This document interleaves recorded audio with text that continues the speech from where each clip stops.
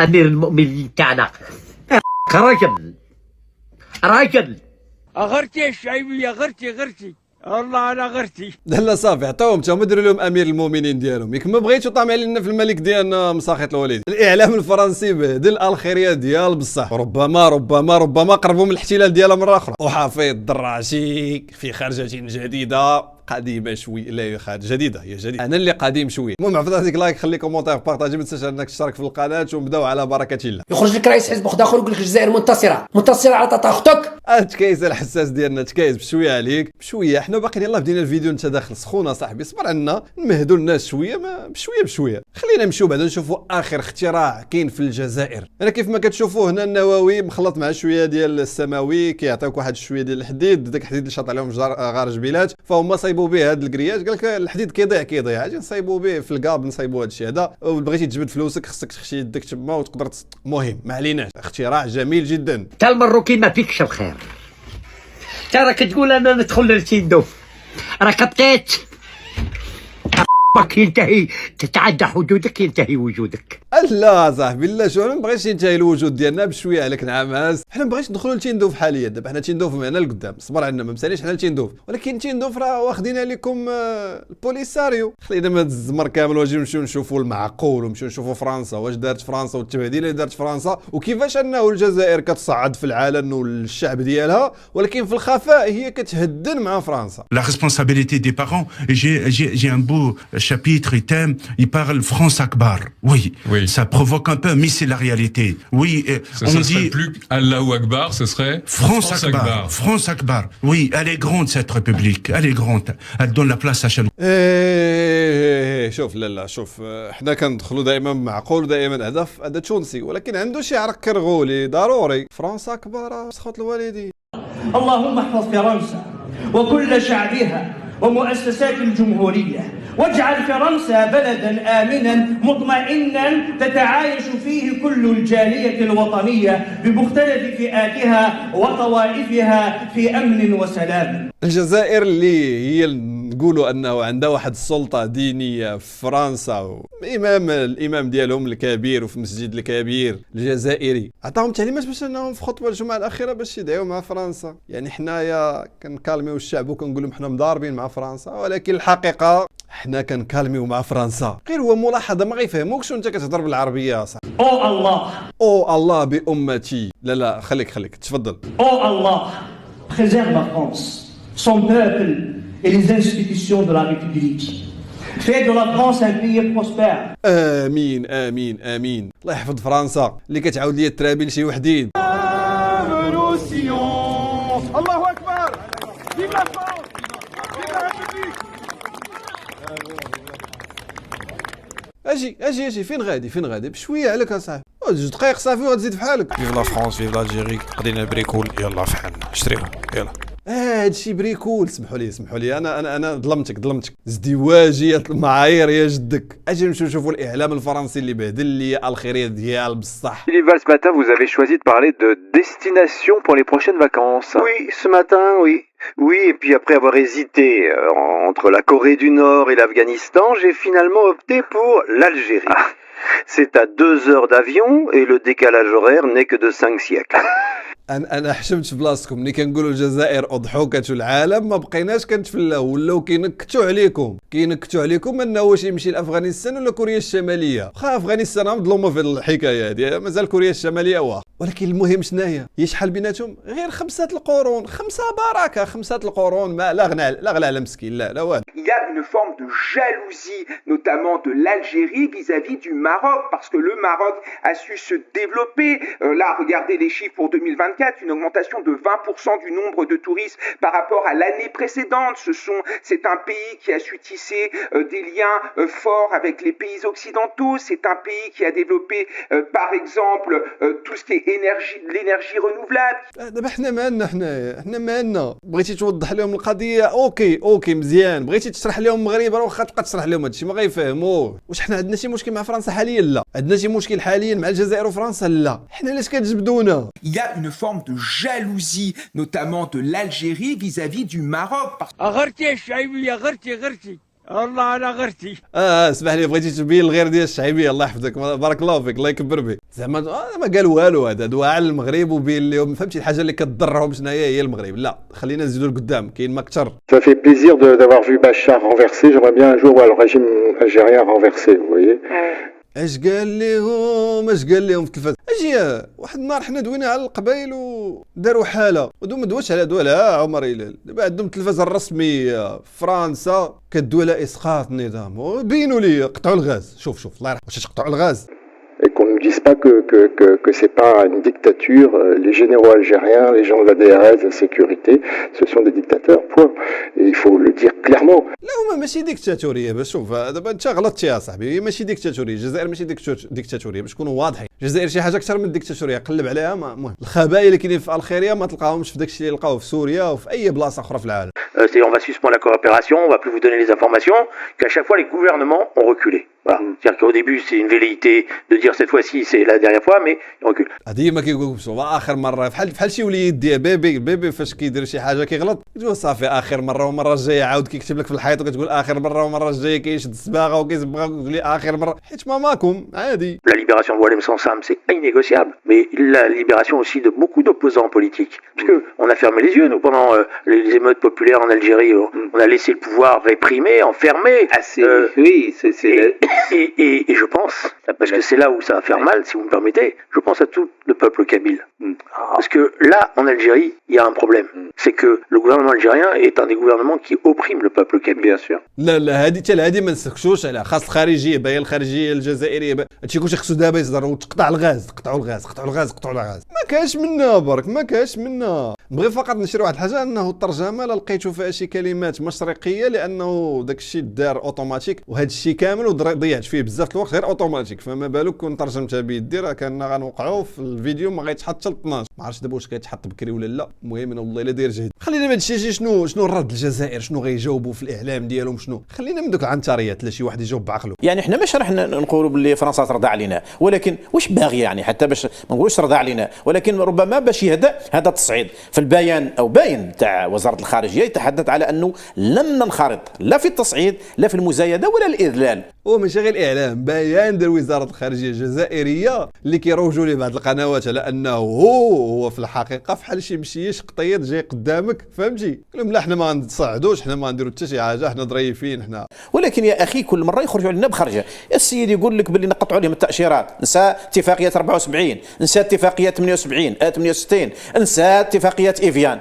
يعني سهله بالنسبه ليه تقطع. لا هو الصراحه ماشي سهله، الكبده صعيبه. فرنسا باش تقطع معاكم صعيبه عليها الكبده انها تقطع معاكم، حيت كتلقى شي ولد كيكون مسخوط الوالدين ما يسوى ما يصلح، والام ديالو كتبقى دائما متشبته به بحال فرنسا. غير هو قلتي اتفاقيه ايفيان ياك ما كاش منها، ولا اتفاقيه ايفيان كاينه. اجي نمشيو نشوفوا العقلاء في الشارع الجزائري اللي غيدعيو للتهدئه ويقولوا انه النظام ديالهم راه غلط وخصو يصلح الغلط، وما فيها باس. السيد عنده 80 عام وما قال حتى شي حاجه، واصلا هو جاي غير فاكونس، وكان عليكم تحبسوه من الاول. هادشي كامل عارف ان الشعب الجزائري غيخرج يقول هاد الهضره. الجزائر توجه الانذار الاخير لماكرون. صافي دير هو الانذار الاخير. اشرح لنا شنو هو الانذار الاخير. زعما شنو تقطعوا الغاز ولا غادي خطره جايه تغلط تخلص. شحال يخلصوا؟ $1000 1000 اورو 2000 اورو شحال؟ ماشي مشكل يغلطوا هما ما عندهمش مشكل. ياكلوك ما كان والو ماكرون، لا فرونس زيرو، ماكرون زيرو، لا فرونس زيرو، ما كان والو. كيفاش باغيين تاكلوه؟ ما كان والو، ما كاينش عندكم ماكله بغيتو تاكلوا ماكرون، هو اللي بقى لكم. عطاونا شي حد يكون بعقله يبان انه واخا هذا شيء تا هو، ولكن هذا ماكرون ديجا حاشا كي نتكلموا باسمه نروح نتوضا نعاود موضوع يا بنتي صدقيني.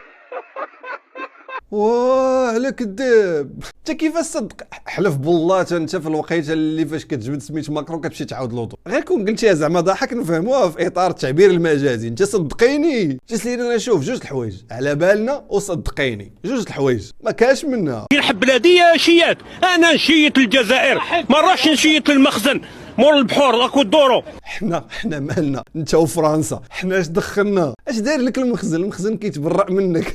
لا خصنا نمشيو نشوفوا محلل ديال بصح اللي غيشرح لنا بصح شنو واقع. لا ماشي المحلل الهبيل، لا تكالماو. المحلل الهبيل كاين واحد المقطع، اصبروا. سلطه رخوه فلون يترعد، ومعارضه جبانه متملقه. واحد رئيس حزب قوي اللي يخرج يقول لك روحنا ناقشنا مع رئيس الجمهوريه قانون الاحزاب، رح ترطن انت وقانون الاحزاب تاعك. بلاد واخده داخله في حيط، بلاد واخده داخله في حيط. التحديات الاقليميه والدوليه ودول الجوار والحرب نايضه ما ناقشتهاش مع رئيس الجمهوريه، راح تناقش مع قانون الانتخابات. واش بغيتي ناقش؟ راه هي لعبه ملعوبه فرنسا الخيريه وداك الشيء شويه ديال الضغط وصافي. واش بغيتي الاحزاب يديروها صح؟ تافه الموضوع اللي غتناقش فيه. يخرج لك رئيس حزب اخر يقول لك الجزائر منتصره على طاط اختك. على واش منتصره؟ فهمني على واش منتصره على طاط اختك انت نيت كاع. يلاه اش بغيتي فين بغيتي نوصلوها كاع. حنا شنو نديروا حنا؟ الله يهديكم اصاحبي عيقتوا. ودابا نشوف واحد الصوره ديال الفنان عماد. سي عماد تحياتي، انا فان ديالك كنقول لك ديما، وماشي اول مره ندوز التصاور ديالك دوزتهم شحال من مره، ما عرفتش واش شفتهم ولا لا. فرنسا كتقرص ليا الودنين ديال الخيريه باش الفيزا. الفيزا حنا ما كاش منها، ما كاش مشكل. هاو المساعدات، اخباركم واش كيعطيوهم مساعدات؟ الخيريه ما كاش ديون، ولكن كاين مساعدات. كان غير هو اخر حاجه كاينه في الجزائرين انه تبدل النشيد الرسمي ديالهم، خصوصا الجزائريين اللي عايشين في فرنسا، تبدل النشيد الرسمي ديالهم، ما بقاش اللي كتعرف. Je partirai pas, j'aime la France, c'est ma vie. Pas l'Algérie, ce n'est pas mon pays. Macron, écoute, je veux rester là. Partir là-bas, non, je ne le ferai pas. Monsieur Tebboune, je ne le connais pas. Ma place est ici, je ne bougerai pas. صراحة أنا حسيت بالنشيد الوطني أنه وطني. سمحوا لي ما درتش الترجمة، ندير على السريع دغيا. هي سمحوا لي ما نغنيها، ما غنمشيش، كنبغي فرنسا هي حياتي، ماشي الجزائر، ماشي بلادي. ماكرون سمعني أنا باغي نبقى هنا، نمشي لهيه لا ما غنديرهاش. لا ستي تبون ما كنعرفوش، بلاصتي هنا وما غنتحركش. بوت نبت زدتها من عندي. شوف اللي دار هذا الابداع الله يعطيه الصحه، عرفتي الله يعطيه الصحه، حيت هذا هو الحال ديالهم بصح. واحد المؤثر تنجيو نهضروا عليه من بعد، ما عرفتش اصلا مؤثر ولا. المهم واحد من الوجوه المعروفه عندهم وغبر ليه الاثار، تكونوا عرفتوا واقع. هذا الخبر انا والله ما فهمت فيه شي حاجه. عيت حاولت نشوف زعما شنو ما فهمت والو. بشكل استثنائي الجزائر كتمنح المواطنين ديال التاشيره، او عفوا كتحيد لهم التاشيره. علاش؟ كاين شي مواطنين جزائريين عندهم تاشيره، والشي المغاربه وقت ضايعين وقت، وانتم كتقول لاش درنا التاشيره؟ راه ولاد بلادهم دايرين لهم التاشيره، بقى لك فكت على الحال حشومه صح. اجي هذه صحيفه مغربيه، الصحيفه تحياتي الناس الصحيفه خدمه كديروا نقيه. كيفاش كاين مصدر جزائري رسمي وكاله الانباء الخيريه؟ وهي اللي السؤال اللي يقدر يجيني، وانا كنبغي بعض المرات نسول راسي قبل ما تسولوني نتوما، اناس فرنسا والجزائر وحنا مالنا؟ انا نقول لك بصح فرنسا والجزائر وحنا مالنا، ولكن راه هما اللي مالهم فينا اللي خلونا حنا نوليو مالنا فيهم. ما فهمت والو. شوف معايا التصويره. الصوره سيدي، الصوره كترجعنا وتفكرنا في ايام زمان فاش كان حنا عندنا مشكل مع فرنسا وكنا قاطعين، ما كنتوش كتسمعوا الهضره بزاف، وهما اللي كانوا كيهضروا علينا. قال لك هما تقارب فرنسا مع الجزائر يدفع نظام المغرب الى الجنون. والله يا ربي ما يمكنش هادشي، والله ما يمكن. دابا شكون اللي مجنون دابا؟ شكون؟ مبول انت هذا في لوطوروت ولا؟ طبعا انا اليوم حبيت نطلع عليكم بهذه الصوره من الماضي، من التاريخ اللي قبل التاريخ. شوفت انا معك التاريخ. سمحوا لي التاريخ اخوتي، راه غنهبل شي نهار، راه انا غنتسطى، راه غنولي هبيل. المهم انا نوصيكم من هنا شي نهار لا اللي تبدون شي مصح عقليتكم مزيانه الله يرضيكم. تهلاو ليا في وليداتي الله يخليكم، الله يرحم لكم الوالدين، يقراو مزيان فقط. التاريخ ما قبل التاريخ، على يعني على قول وزير الاتصال مزيان اللي ما فهمناش واش القصد نتاعو التاريخ اللي قبل التاريخ.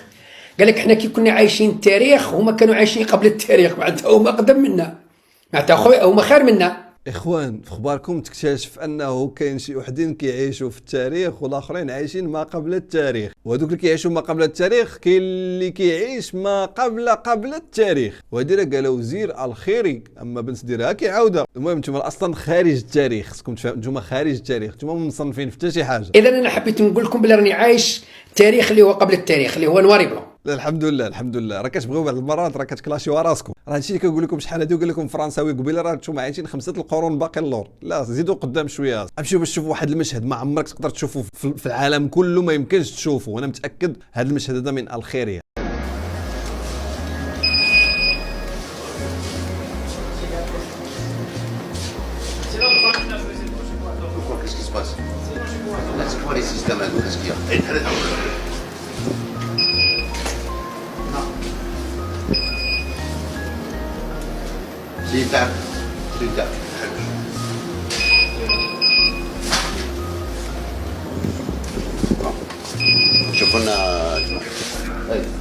تخيل معايا المدير ديال المطار ما عنده الصلاحيه يوصل لواحد البلاصه، رغم انه لاكار جايب معاه لاكارت ديالو لاكسي ديالو اصاحبي، وغادي باغي يدخل وكيرفضوه. لا راه حاطينه هاد التصويره، اما هو المطار فيه واحد البلايص ديال الكوكايين وداك الشيء كيبقاو يجبدوه مره كيقول لك وصلت شحنه، امسكنا شحنه، داك الشيء كيجبدوه من تما، سادين عليه هو باش ما يعيق.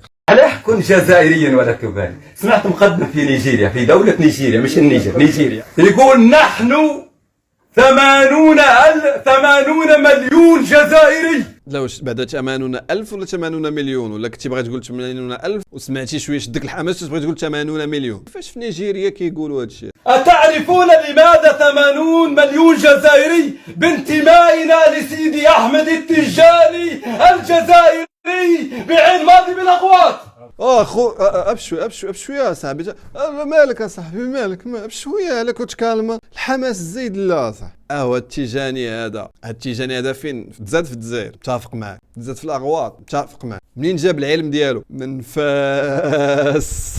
زيدش ألا يحق أن تكون جزائري؟ ألا يحق لك أن تفتخر أنك جزائري؟ أما الكلمة المزلزلة مازال ما قلتهاش. الله، كيفاش الكلمة المزلزلة باقي ما قلتيهاش؟ لا صاحبي لا، غير هو كيفاش، واش يحق له أن يكون جزائري ولا أن يفتخر بأن يكون جزائري؟ راه كاين فرق. قلنا الكلمة اللي باقي ما قلتيها. كن جزائريا ولا تبالي، هذه تمهيد تاع سيدنا. عن نافع بن عتبة رضي الله تعالى عنه قال: كنا في غزوة تبوك فأقبل قوم من المغرب. يا سلام، فرحان قوي. من المغرب، من المغرب، مغرب ما قالش مغرب، ما قالش.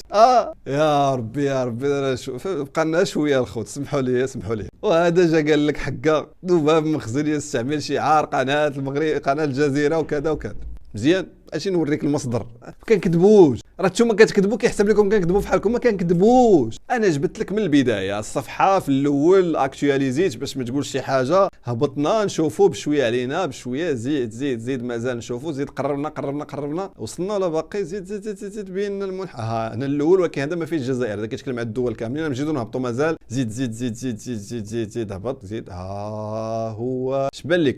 انا نزيد نوريك، ما تشقش، نزيد نهبط باش نشوفوها في الكتابه مازال. زيد كيفاش الجزائر عاد المغرب ياك، الله يلعن اللي ما يحشم. وهذا قال لك سفاره الجزائر بتركيا ولا ما عرفتش، بانقره تنفي المزاعم التي روج لها بعض المواقع ديال المغرب ولا ما المخزن، ما عرفتش شنو كتب. المهم ما عليناش، واش اي حاجه وقعت لكم كتلصقوها في المغرب؟ واش نتوما درتوا الغلط ودخلتوا الانفصاليين اللي كي ضد تركيا، دخلتوهم عند البوليساريو والعصابه ديالكم وبغيتوا تسبوها فينا حنا؟ هذا الدليل، ماشي حنا يدوينا على هذا الموضوع كاع. باشور الجزائري هاري مكان بين بنابرانا صحراويانه مفاهمين؟ ماشي حنا، انا كنجيب لك المصدر، والله ما عرفتش اش قالوا، ولكن متاكد منه هو الموضوع.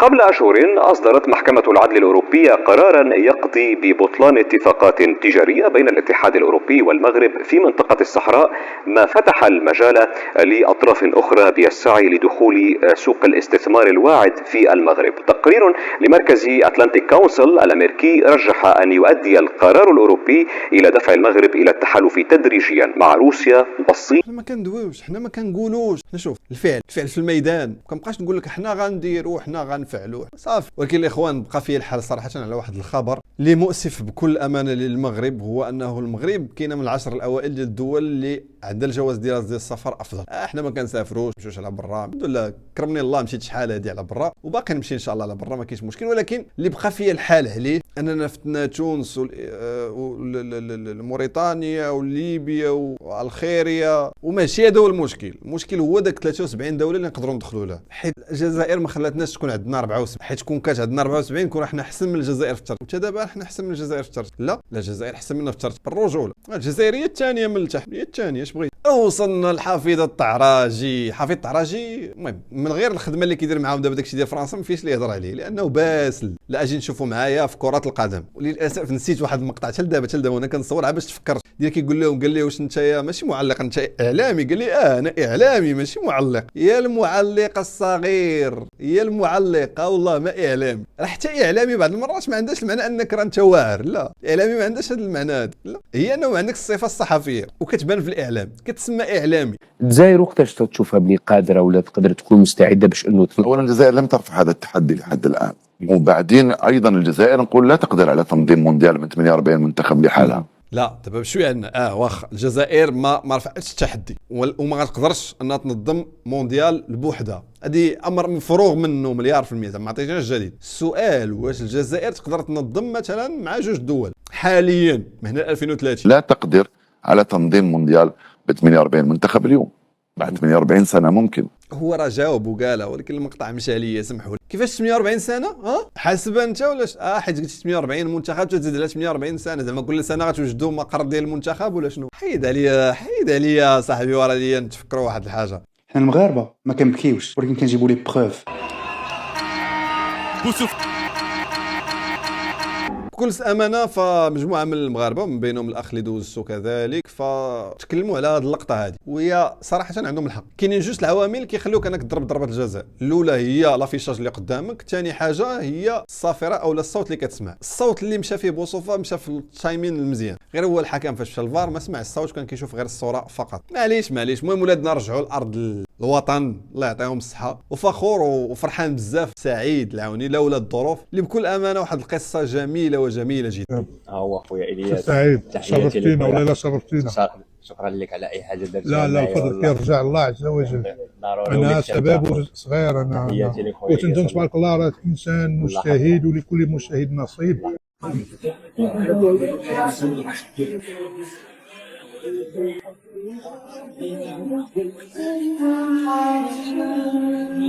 المهم هذه القصه هذه كتعني الالهام، ماشي الالهام بحد ذاته ولا كذا، ولكن كتعني انه دير اللي عليك كيف ما درتي راه واحد النهار غيسهل عليك الله، راه كلشي بيد الله، انت غير خصك تكون موجود لهذيك الوقيته اللي غيجيب لك الله فيها التيسير باش تكون داير السبب اللي غيخليك تولي مزيان. وصلت شحنة من المساعدات الإنسانية إلى بوركينا فاسو قادمة من القاعدة الجوية ببوفريكا.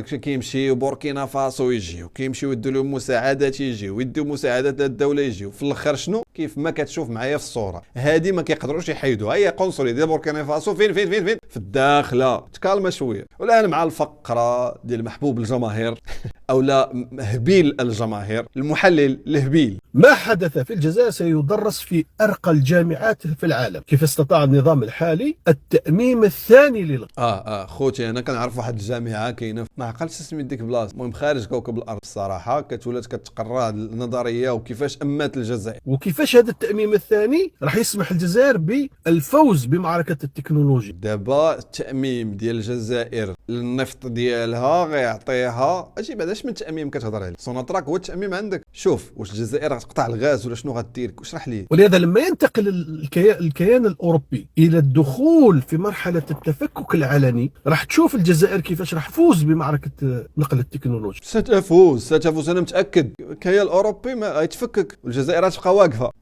اخوان غتشوفوا فاش انه غدير لايك وكومونتير وبارطاجي غيتم التفكيك ديال الخيريه وغيتم التفكيك ديال الكيان الاوروبي وامريكا. وإلا زدتي اشتركتي في القناه ما نعاودش لك شنو غنديروا حاله. شكرا لكم بزاف على حسن المتابعه والوفاء ديالكم، شكرا بزاف على التعليقات ديالكم الجميله. وكاين شي حوايج واحد الجمله مزيان كنت باغي نقولها ونسيتي لا تفكرتها، هي انه كاين شي حوايج راه خاصك ما تهضرش عليهم. كاين شي حوايج اللي انت كتعمد انك ما تهضرش عليهم. علاش؟ لانه كتشوف انت الشوفه اللي ما عندش واحد اخر. وهنا كنتكلم على شي حوايج تخص المغرب وكنتكلم على ولد بلادي. كنتمنى الرساله توصل وما هضرتش عليه اكسبري، ماشي لانني مساندو في داكشي لا، ولكن باش ما نعطيش هاله وندير هاله من شي حاجه اللي ما كايناش، وباش ما نخليش واحد الغلط وقع يدرك على شي حاجه اخرى قبل منها كانت زوينه بزاف. فاهمين؟ الرساله مشفره ما بغيتش يلتقطوها. شكرا لكم بزاف. هذا انس طاهري يحييكم. عاش المغرب ولا عاش من خانه.